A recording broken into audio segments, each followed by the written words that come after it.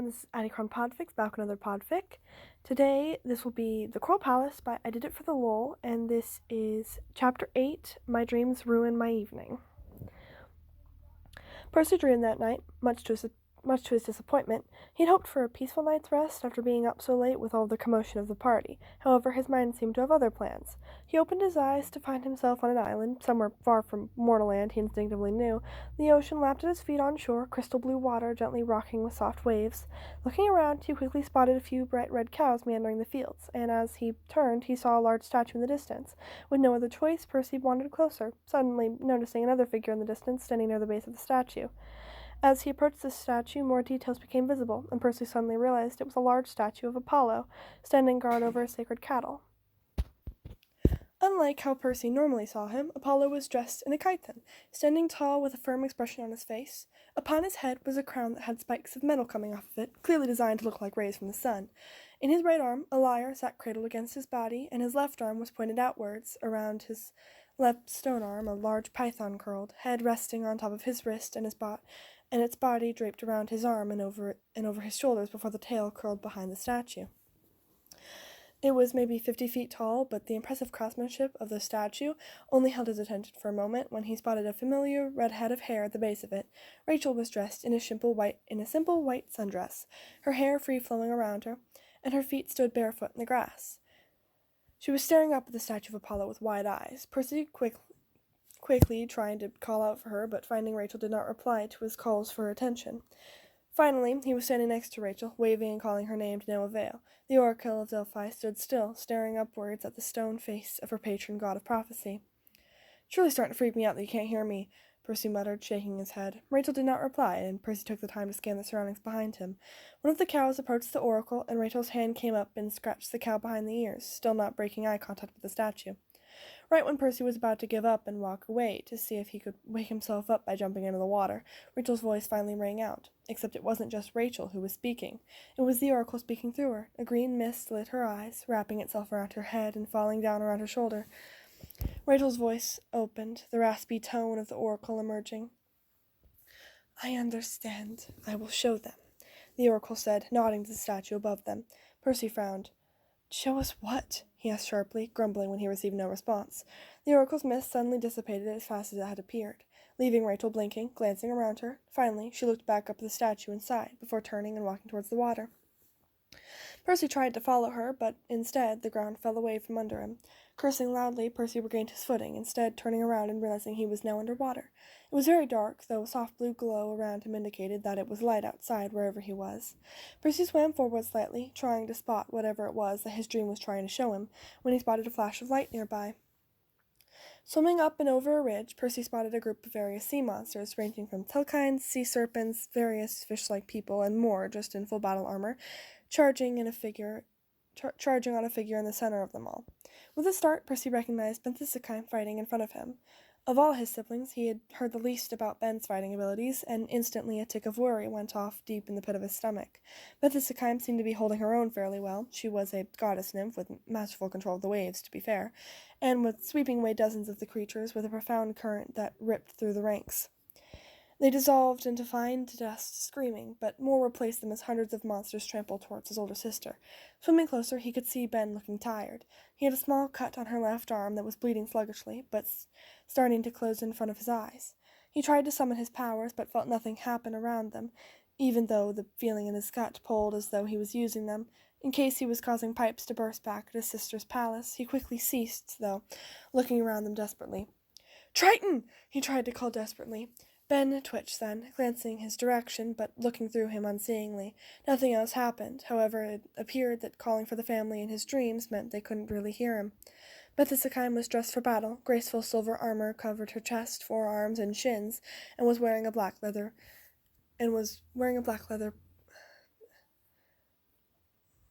patrugs. Black sandals donned her feet, laced tightly beneath the silver armor, secured to her shins. She held in her hands a bident, not a trident like Percy would have expected, but swung it expertly. Her black hair was braided down her back, and her face was set in an annoyed expression. On her head was a silver crown, currently sitting as a larger piece that wrapped around his sister's jaw in the same way Xanth's had, in order to secure it in place for combat. It was engraved with the images of waves, and blue sapphires and softly glowing pearls lined the bottom. Despite being a more peaceful goddess, Percy knew any of his siblings would be hard-pressed to sit back in times of extreme conflict, and all of them had been trained in combat from a very young age in order to be able to protect themselves. Another fish creature slashed at Percy's sister, cutting her cheek. Percy nearly growled as Ben sighed in irritation, cutting through the creature and setting off another current around them that tore a large group apart with the churning water spinning around them. Ben tapped the cut on her cheek with her fingers, pulling her hand back and inspecting the gold nicker in front of her eyes. She muttered something and then closed her eyes when suddenly a bright blast of light appeared next to her. Percy slammed his eyes shut as well, turning his face away as he listened to the screams and bubbling sounds the monsters all made as they burnt to crisp. When the light receded, Percy found himself looking at his two siblings. Triton had arrived in full merman form, also dressed for battle. He was in full celestial bronze armor from the waist up, but had no armor on his scaled tails.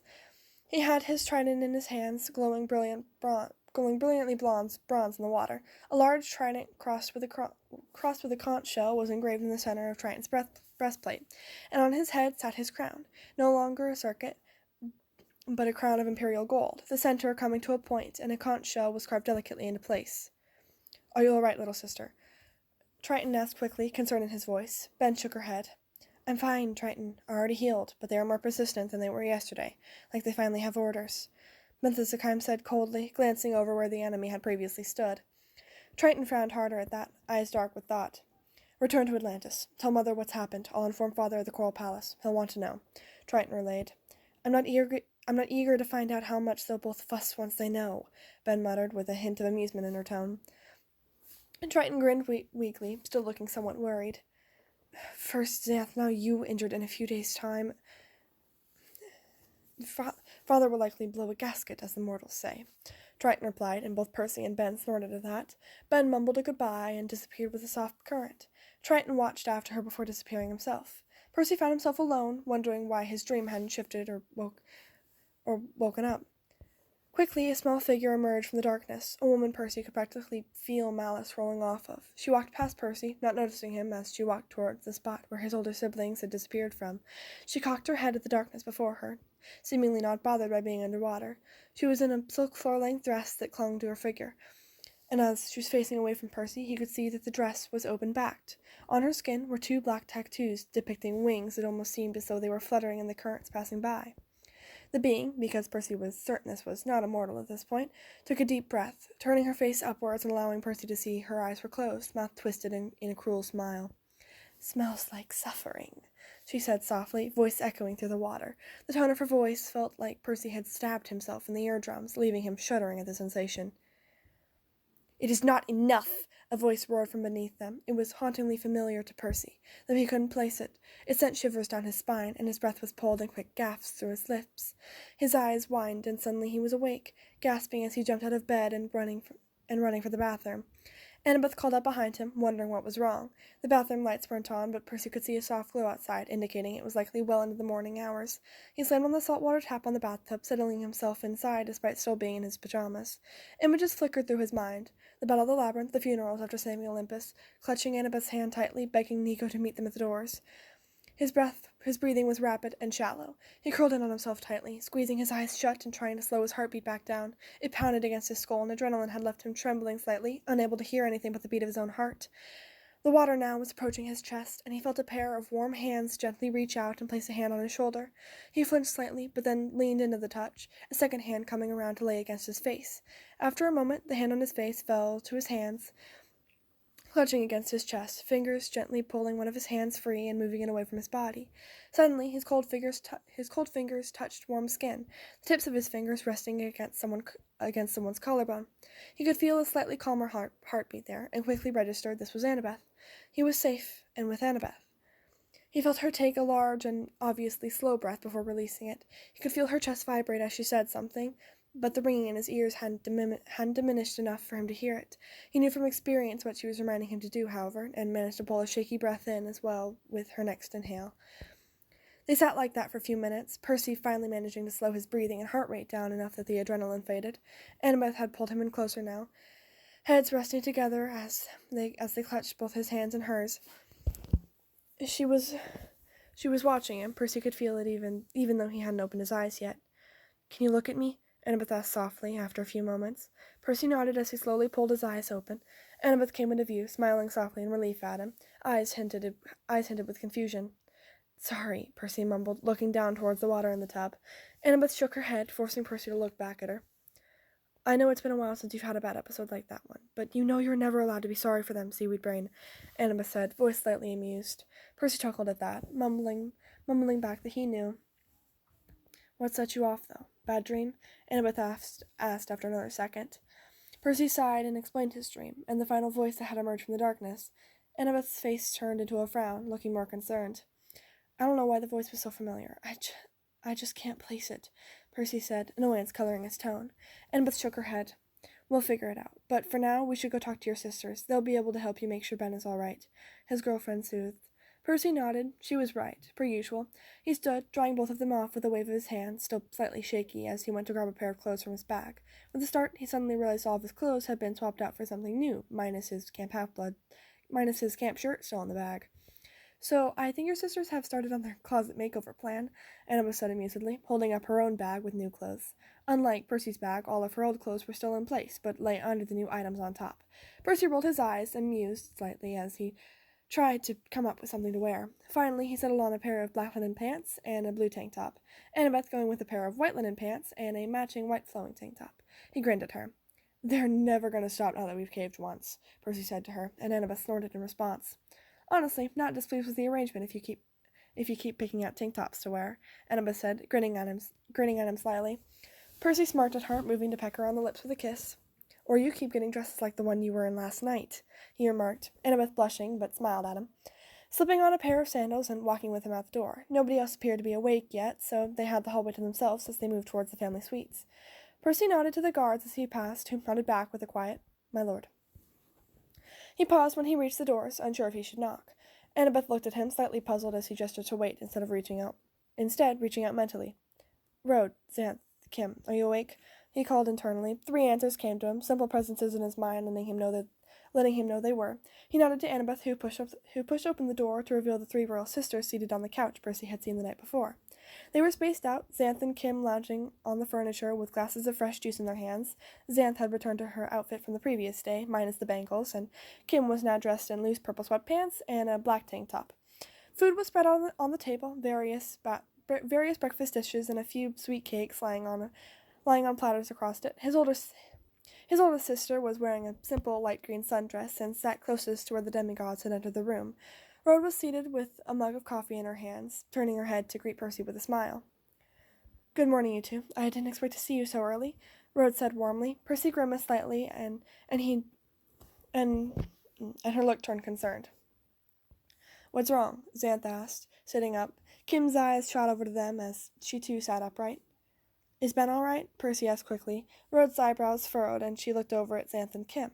All 3 sisters exchanged confused glances, now starting to look worried. "What do you mean, Percy?" Xanth asked quickly. "I had a dream. Ben was under attack, and Triton had to come and take out a large horde of monsters. She said they were healed, but I just wanted to make sure," Percy elaborated. Kim, Rhoda, and Xanth exchanged quick glances. Rhoda nodded to them as Xanth suddenly disappeared, followed immediately after by Kim. The sound of roaring waves and wind followed behind them. "Come, sit. I have a feeling that is not all your dream revealed," Rhoda said, gesturing to the seats next to her. Percy moved around quickly and sat down, frowning. "It must have just happened then if you guys don't know yet," Percy said, looking at where his other sisters had disappeared. Rhoda shook her head. We did not yet know. You are likely correct, and it just happened. Triton had returned to the palace earlier this morning to see how father was faring. Xanth is returning to check and will be back shortly, I'd imagine," Rhoda explained. "And Kim?" Percy asked in response. "Off to check on Ben herself," Rhoda replied, seeming satisfied to leave the checking to her younger sisters. She looked closer at Percy. "But you seem incredibly concerned, considering you recalled Ben as unharmed. What else happened in your dream?" Percy winced as he explained the voice and the figure he had seen, Annabeth placing a hand on his shoulder as a reminder of his panic attack he'd woken into. Percy sighed. "I don't like not knowing why that voice was so familiar. It feels like it's something important," he finished quietly, expression frustrated. Rhoda frowned softly but shook her head. Do not push yourself to the edge trying to contemplate why. It will neither come to you or not. Your mental well-being is more important than solving this at the moment. Rode told him softly. Percy nodded, understanding what she was telling him. A few moments later, Xanth reappeared, scowling. Percy almost jumped, still slightly on edge. Father and Triton are aware. It had only been an hour or so that the events... It had only been but an hour or so that the events transpired. Xanth relayed quickly, looking frustrated. Percy nodded, knowing that was likely. And Ben is okay? He asked quickly. Kim reappeared now as well, seeming more reassured than Xanth. Our sister's fine, Kim said, looking pleased. She's with Mother, who ensured she was fully healed. She's resting now, Kim finished. Xanth gave a pleased nod, and Rode informed them both quickly to the rest of Percy's dream. Xanth frowned again, looking at Kim. She does not sound familiar to me. She's likely older than I am. Would the two of you know? Xanth asked her older sisters. Both shook their heads. There are many gods I'm unfamiliar with, Kim said, shrugging. She does not appear to be a sea goddess, however. The question is, how is she commanding sea monsters? All of the seaborn siblings frowned at that, while Annabeth looked thoughtful. Percy's previous dream had multiple voices. It's likely these two beings are in alliance with an older sea god as well, she said, looking around at them. All of them glanced at each other. It's not promising to see such an alliance. The old sea is stubborn as much as we are. They dislike siding with those not born from the depths, Rode said softly, frowning. Kim sighed. It is likely they'll begin attacking Atlantis as well. We should begin preparing for all-out assaults, Kim added. Xanth nodded. Father assumed as much. He's already adding support for the guards and setting new patrols and routes to hopefully catch the enemy off guard. The goddess of tsunami said firmly. Rode nodded as well, looking back to Percy. Ensure camp is stocked with supplies. It is unlikely battle will move from the water, but I have a feeling if it does, they will target camp and likely you. Ensure you have an escape plan waiting in case we cannot reach you in time. Rode said seriously, and Percy nodded, swallowing thickly. He hoped fighting wouldn't reach the shores. Camp needed rest, not to be dragged back into another all-out conflict. We'll also have a plan in place, one to defend the camp if needed. I'll discuss with Triton and Father. We can set up a meeting with Chiron and the camp leaders. Xanth determined, looking like she was mentally designing a plan. Annabeth's face was in a similar expression, already thinking of ways the camp could be fortified. We can set that up for later this week, before the summer solstice would probably be the best, so we don't lose time with everything going on Olympus next week, Annabeth said, nodding to herself with determination. Percy nodded with her. They seemed pretty focused on underwater targets at the moment, however, it is good to be prepared. Rode reassured, looking over at Xanth, who sighed. I do not enjoy not having answers. Father will need to hear about those figures in your dream. Perhaps he can determine who they are, Xanth mused, looking over at the demigod sitting before her. I will join the perimeters of Atlantis tonight on patrol. That way I can report back to Father on events that transpire, Campolia noted, nodding to herself. Well, now that a plan has been decided, Rode said, looking around at all of them, on to more pressing matters. How are you both feeling after last night's excitement? Rode asked warmly. Percy and Annabeth both grinned in response, glancing at each other. I'm just glad no one died, Percy said honestly. Xanth snorted, and Kim let out a loud laugh. It got close after you all went to bed. The Ares group somehow managed to get a hold of flamethrowers towards the end, Xanth said, annoyance and amusement, both staining her words. Percy's eyes widened. Good gods, they better not have given any to their demigod siblings, Annabeth muttered quickly. Percy hadn't even thought of that, and Rode looked mildly concerned. Knowing a certain someone, I'd search the Ares cabin before you return, Xanth mumbled in reply, rolling her eyes. Percy snickered slightly with Kim. Rode shook her head at them, smiling softly. So, back to business for tonight for you, then, Percy asked his sisters, not able to yet drop the topic burning in his mind. They nodded at him, glancing at each other. I'll be returning to the palace. Father has set up new fortifications, and Triton is remaining there for the time being to assist the new patrols, Xanth informed him. Percy nodded back at her. I'll ensure defenses here and at camp are up to par, then focus on helping out where needed, Rode said. Should Olympus be informed? Annabeth asked suddenly. Xanth's face darkened. The summer solstice is next week. Father will inform the council at that time and advise them to take precautions in case this is another uprising attempt. I doubt our esteemed uncle will offer much assistance, Xanth growled softly. Percy frowned at that.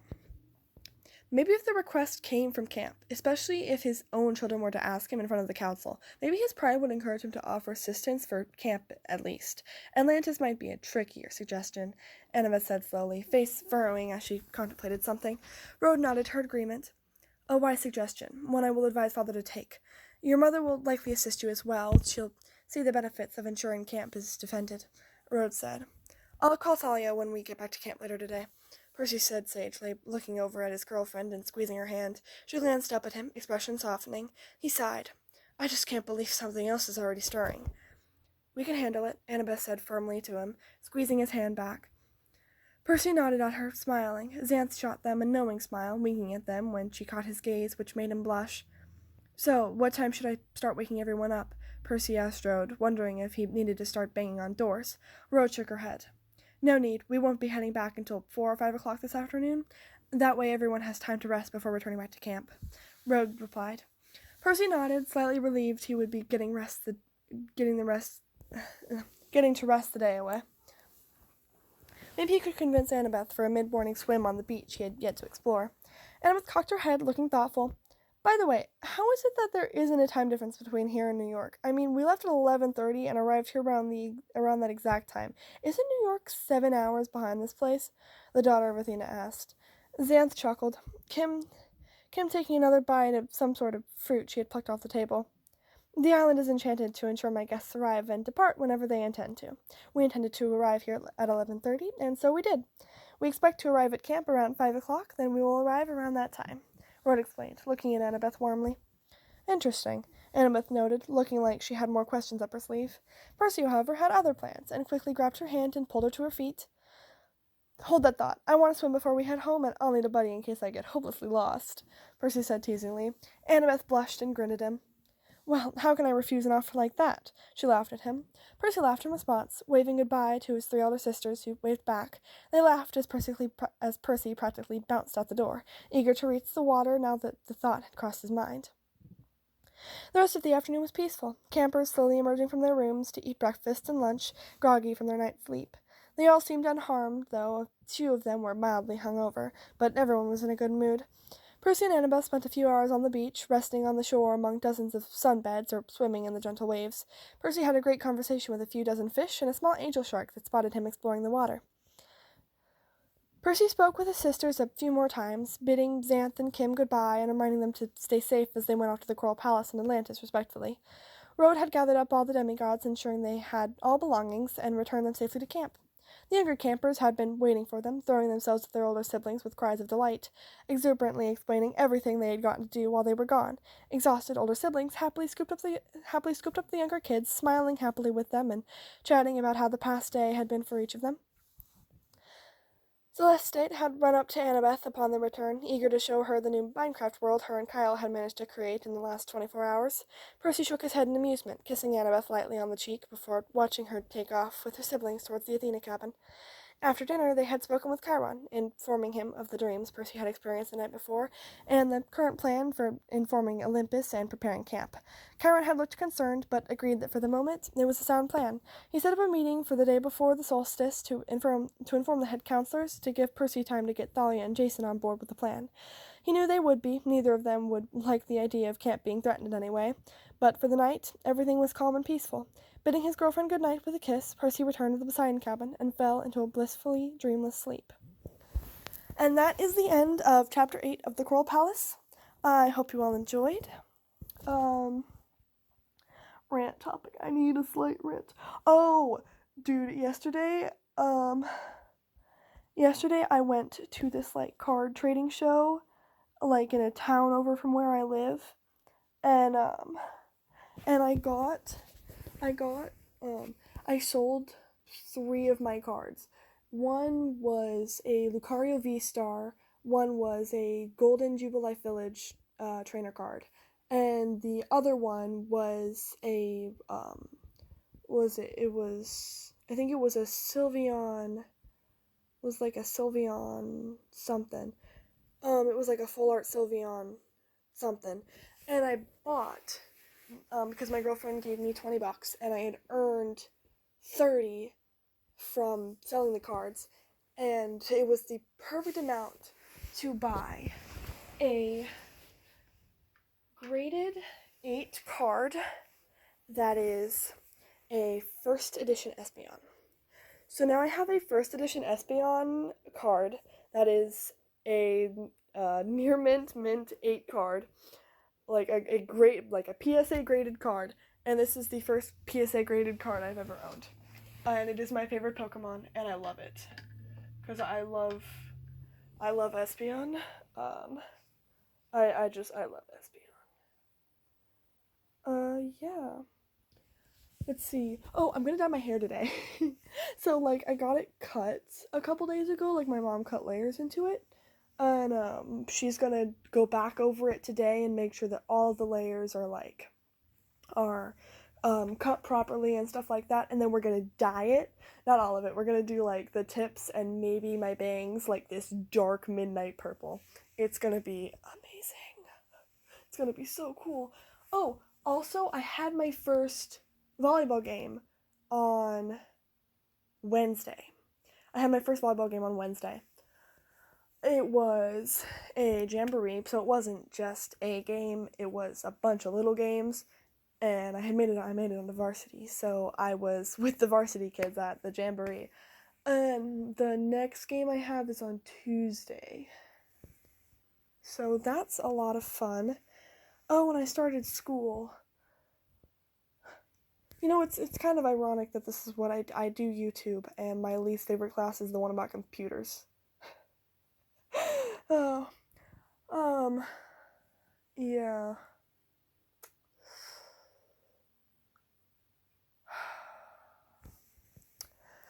Hope everybody has a good night or day wherever you are. I hope you all enjoyed this video, and I hope you all have a good rest of your day. Bye!